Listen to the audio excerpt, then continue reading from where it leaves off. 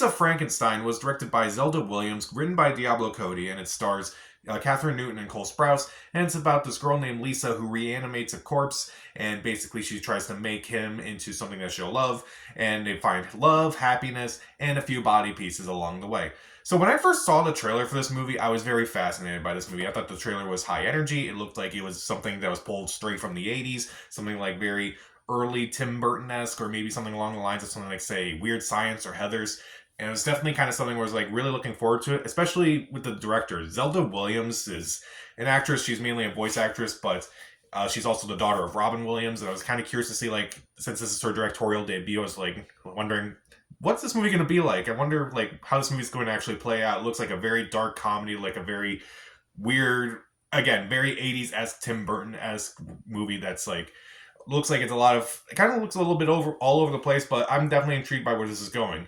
And I will say this, I think I enjoyed this movie a lot more while watching it, because sometime after thinking about it, I have a lot of issues with it. So let's start off with the aspects I do like. The acting, first off, is fantastic. I think Catherine Newton is fantastic here. I think she carries this movie completely. I think she's really good. I thought she was really funny, very dry with her humor. I think she was fantastic in this movie. Cole Sprouse, too, also kind of surprised me. I have not really been a fan of him because of, Riverdale and such, but thankfully most of his role is kind of like mostly just grunts and screams and such, so he doesn't really speak for the majority of the movie.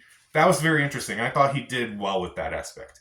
The person who surprised me the most was Liza Sobrano. I believe this is her first major movie in the U.S., and I do think she does a really good job in this movie. I thought she was a nice foil to Lisa in this movie. I thought she did a really good job as well. Carla Gugino is fine for her role. It's kind of a campy role, but she kind of like, it looks like she's kind of having fun playing this campy secondary villain in this movie. I do think she does a really good job for her part. Meanwhile, I found the movie to be very funny. There were times where I was like laughing in this movie. It was like really loud. Like there were certain moments that just kind of caught me off guard, mainly just a line of dialogue that I thought was just really funny. And it kind of comes from everybody. Again, Catherine Newton, Liza Sobrano, I'm probably mispronouncing that name. I apologize. I do think the actors do really well with this dialogue, honestly.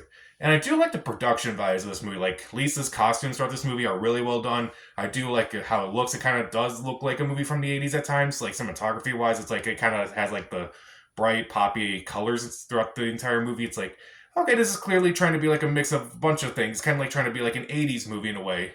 And I do think it does work overall. Meanwhile, there are some fun, clever moments in this movie where it's like, how they use the tanning bed is pretty funny. It's like, okay, I kind of thought, okay, that's kind of funny, like how they're using the tanning bed to kind of like bring this corpse back to life. It's like, that's kind of funny to me. I don't know why. Again, I kind of had fun watching this movie, and I definitely see this having like some sort of cult following, like something like Jennifer's Body, which Diablo Cody also wrote. But let's talk about the things I don't really care for in this movie. Now, Diablo Cody's dialogue doesn't really work out too well in this movie, I feel like. There are times where characters are supposed to be like, in a very serious moment, but some of the dialogue just does not feel very serious whatsoever. And I'm like, yeah, that's Diablo Cody's writing right there. It's definitely kind of like trying to be quirky and such and kind of being offbeat and I felt like sometimes it kind of came off in scenes where it definitely didn't need that. Oh well. And also, I felt like there were a few moments where I'm like, you kind of clearly had a few missed opportunities here to kind of like explore some things and kind of like do some stuff, but you kind of didn't. Like, the whole subplot with Liza Sobrano's character, I felt like that was kind of completely dropped throughout the entire movie. It's like, at first I thought it was interesting, where it's like what they're doing with their character, but her character doesn't really have an ending to her arc, unfortunately. I felt like that was kind of annoying. Also, there's a person at the party where it's like, okay, their main thing is like they kind of go after people who've kind of wronged Lisa in this movie, so it's like they kind of go after victims who kind of like wronged Lisa in the past. And there's someone at a party who does something wrong, and they never really punish this person, even though I felt like they should have just punished her in some way. It kind of doesn't really make sense that they don't punish her in this movie at all. And they also have like another character who is punished briefly, but they kind of cut off his hand. And when you find out like who it is, it's understandable. But why would you want to use the hand of this person on your new corpse? It makes no sense to me. And also, there's a little bit of a Cole Sprouse backstory about like how his character is in the credits. And honestly, that's not really played into the movie too much. It's kind of a weird like puppet thing where it's like it kind of feels like it's like something from Tim Burton. Like I feel like this could have been pulled straight from a Tim Burton movie, but they don't really bring it back in the rest of the movie, and so it kind of just feels pointless to me. Again, Also, kind of moving on to the rating itself, the movie I was surprised was PG-13 because while watching it, I was surprised that they got away with so much. Like there are some moments where I'm like, this movie should clearly be rated R. And it's not just because, there's body parts being chopped up. It's like, what body parts are being chopped off? I'm like, you're pushing that PG-13 rating. I'm kind of impressed, but you should be rated R because of some of the things you chop off.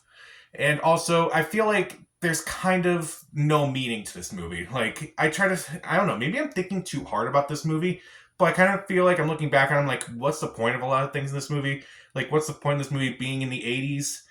Just to kind of have, like, 80s references and such, and to kind of, like, enjoy the 80s vibe a bit. And while I kind of enjoyed the vibe, I felt like there was no point to it. What was the point of some of the behavior of some of the characters? It kind of doesn't really make a lot of sense. What was the point of this scene if this is what you're going to do? I kind of felt like there was no meaning at times, but again, maybe I'm reading too hard in a movie like this, and I feel like I shouldn't do that. And also, lastly, the music itself I didn't think was that interesting. It's like, at least if you have a whole catalog of 80s music, I love 80s music, and they don't really pick great songs. They pick okay songs. Like, I don't love the REO Speedwagon song that's in this movie, and it's kind of like throughout the entire movie. So, like, I just feel like they could have used a lot more songs. Maybe they had a very tiny budget and could afford the rights to it. But I definitely feel like this is a little bit disappointing of a movie. It's kind of a weird combination of like Tim Burton, Heathers, weird science, natural born killers. It's kind of a weird movie. It's hard to describe this movie. And if you heard like in the beginning, I kind of like was struggling a bit to talk about like what this movie's like. It's definitely a very weird movie to talk about. It's like if you like any of those four things, maybe you'll like this movie.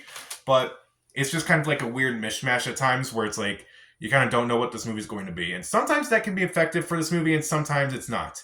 And Lisa Frankenstein has it about half the time. Again, I had fun watching it, and I do think it could be a nice cult following. It could have a nice cult following in the next few years, kind of like Jennifer's Body. But maybe I'm just thinking a lot more of it now, and I'm like, maybe I don't love this as much as I did while watching it. So I do think the actors do a fantastic job. I do think it's very funny throughout. I do think the production values are really cool, and there are a few clever moments here and there. There are just so many moments where I was watching this movie and I was thinking, why? Why did you do it this way? Why did you not do this? Why? It just kind of doesn't really make sense. This movie should be rated R, probably. The music's not great. The dialogue is not great at times. I wouldn't say it's not great. It's just misplaced. But then again, it's just Diablo Cody's writing at times. And again, I feel like it has no meaning at times. Again, maybe I'm just reading too hard into a movie like this. So maybe that's on me more than anything.